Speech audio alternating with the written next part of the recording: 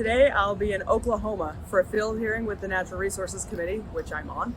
A field hearing is a congressional hearing that's held outside of Washington, D.C., usually at the site of an important federal issue that we're having a hearing on. For example, last year we had a field hearing in St. George to talk about public lands and the Northern Corridor. We had it in a Red Rock, beautiful setting, and everybody was really excited to be there, and that's part of the reason that field hearings are great.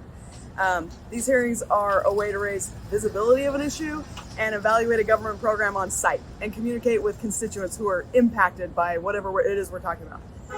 Field hearings date back to at least the Civil War, when committees sometimes traveled to the front lines to observe war conditions. I don't think we're going to be seeing any of those in Oklahoma today.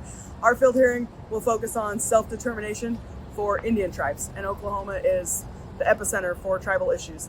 In the 1970s, the United States transitioned to a policy of self-determination for tribes, and that policy lets tribes run certain federal programs that serve their members instead of the Bureau of Indian Affairs or Indian Health Services running those programs for them. It allows the tribes to better serve the needs of their people, and we'll be talking to members of the Cherokee Nation, Choctaw Nation, and more about how we can expand self-determination and self-governance compacts with the tribes to improve partnerships between federal agencies, tribal leadership, and how Congress can provide better oversight.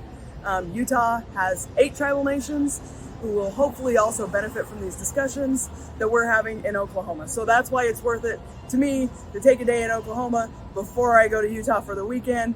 That's it for this week's Highlight on the Hill. I'll be back next week, hopefully to update on more legislation. We had a short legislative week this week. Talk to you next week.